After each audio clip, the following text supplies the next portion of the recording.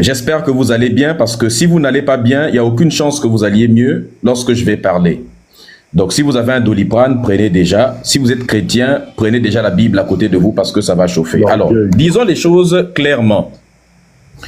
Je les vois monter et commencer à dire shalom déjà. Tu commences déjà à dire shalom. C'est en hébreu déjà. Tu me salues en hébreu. L'hébreu, c'est la langue qui est parlée dans quel endroit en Afrique? L'hébreu, c'est une langue juive. Tu as déjà vu un juif te saluer en Bambara? Un juif te saluer en Kikongo, un juif te saluer en Wolof. Vous avez déjà vu ça où? Vous avez déjà vu un juif vous dire bonjour en Soninké ou un arabe te dire bonjour en Bamileke? C'est toujours vous qui allez saluer les gens dans les langues des autres. Vous nous parlez de vrais pasteurs et puis de faux pasteurs. Je vous défie de me dire qui est vrai pasteur. Les vrais pasteurs, ça n'existe pas. Tous les pasteurs sont des voleurs, des marmailleurs, des menteurs. Je mets au défi un pasteur de monter ici, là je vais le mettre en caleçon. Vos histoires de vrais pasteurs, ça n'existe pas. Il n'existe aucun vrai pasteur. Tous sont des voleurs, des menteurs, des malades mentaux qui font passer leur mythomanie pour de la vérité. Et qui sont là en train de vous manipuler matin, midi et soir. Je répète, il n'existe aucun vrai pasteur qui reçoit un message de Dieu, qui discute avec Dieu, qui est en lien avec Dieu, ça n'existe pas. S'il y a un pasteur qui a déjà vu Dieu, c'est que c'est un malade mentaux, il a fumé des choses. Et vous suivez des malades mentaux matin, midi et soir.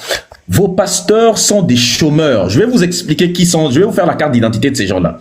À l'origine, ce sont des chômeurs, des gens qui ont raté leurs études.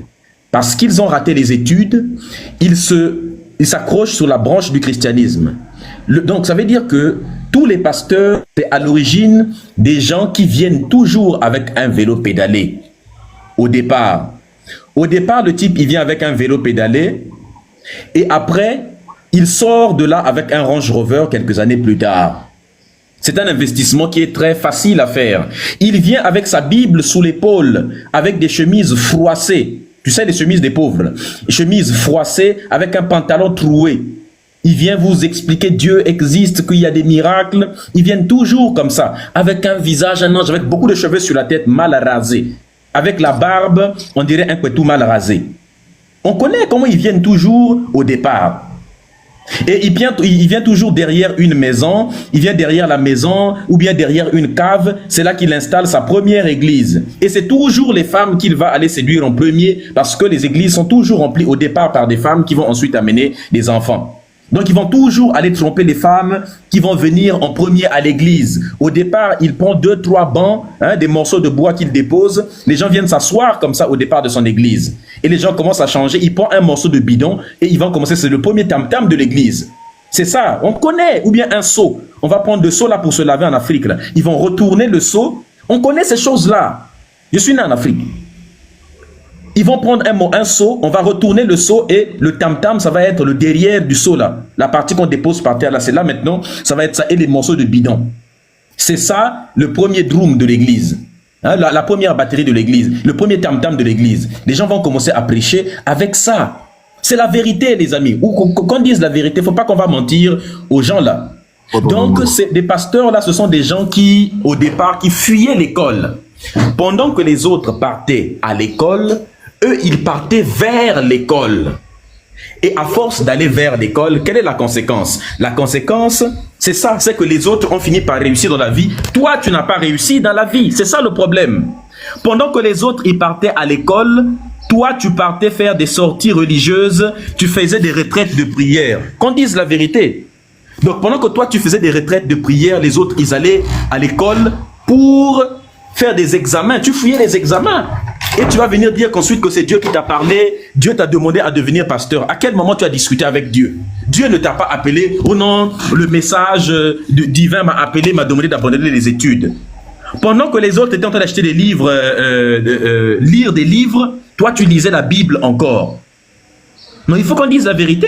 Toi, tu lisais la Bible, eux, ils lisaient les livres de sciences, les livres de biologie, les livres de médecine, ils lisaient les livres d'anthropologie, ils lisaient des livres de sociologie, des livres de droit, et toi, tu lisais, ils lisaient des romans, toi, tu lisais quoi? Tu lisais la Bible matin, midi et soir, un seul livre.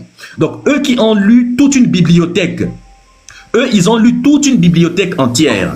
Ces personnes restent convaincues qu'ils ont encore des choses à apprendre. Toi, tu n'as lu qu'un seul livre et tu penses que tu as toute la connaissance du monde entier. Conséquence, tu finis avec un pantalon troué, avec des sandales qui sont déjà finies. Même à force de marcher pour aller évangéliser les gens, tes sandales sont même finies. Tu viens là, c'est ça ta première église que tu vas créer derrière la maison des gens.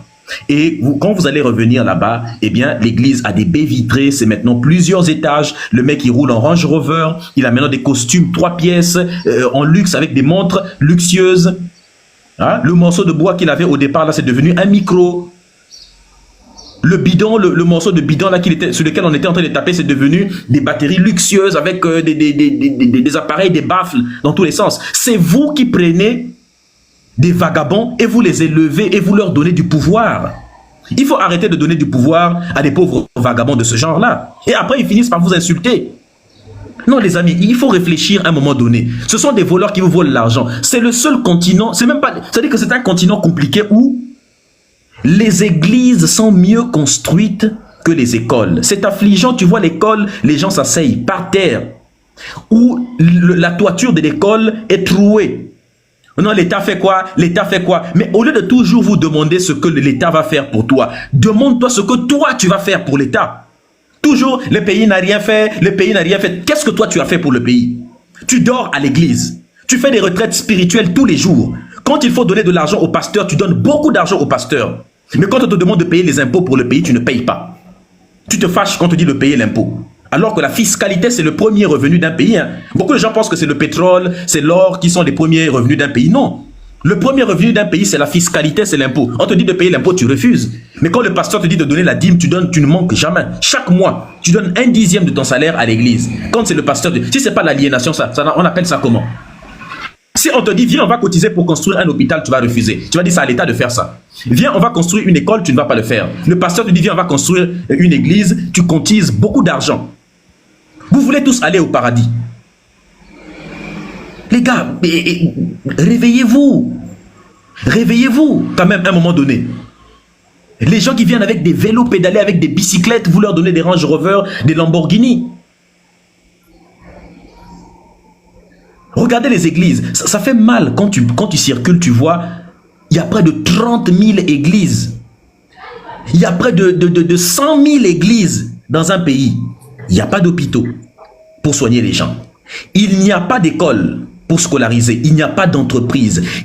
Tu prends le nombre d'entreprises, le nombre d'hôpitaux, le nombre d'écoles réunis, c'est moins que le nombre de toutes les églises. Le nombre d'églises au total, c'est peut-être... il y a 3 fois plus d'églises qu'il n'y a d'hôpitaux, d'écoles, d'entreprises réunies. Il y a plus de pasteurs qu'il n'y a d'entrepreneurs. Est-ce qu'on développe un pays avec des pasteurs ou avec des entrepreneurs? Il faut des entrepreneurs pour créer des entreprises. Un pays qui n'a pas d'entreprise. Et je rappelle que les entreprises payent les impôts. Les églises ne payent pas d'impôts dans des pays. Moi, si je passe président dans un pays, première mesure, toutes les églises vont payer les impôts. Ceux qui ne veulent pas, ils n'ont qu'à fermer. Toutes les églises devront payer les impôts. Et peut-être ça va vous réveiller. Parce que puisque les églises vont payer les impôts, les pasteurs vont être obligés d'augmenter le volume de la dîme, d'augmenter comment on appelle, les offrandes. Et c'est quand ils vont vous harceler tous les jours pour payer plus d'offrandes que vous allez vous rendre compte que ça vous fait dépenser beaucoup d'argent et vous allez quitter ces choses-là. Parce qu'on ne peut pas avoir 30 000 églises dans un pays alors qu'ils ne payent aucun impôt, alors que les églises génèrent beaucoup d'argent. Non, vous allez payer les impôts parce que les entreprises sont plus importantes que les églises pour le développement d'un pays, mais les entreprises doivent payer les impôts. Pourquoi? Non, vous devez payer plus d'impôts que eux parce que vous ne faites absolument rien du tout. Non, les amis, parce que c'est la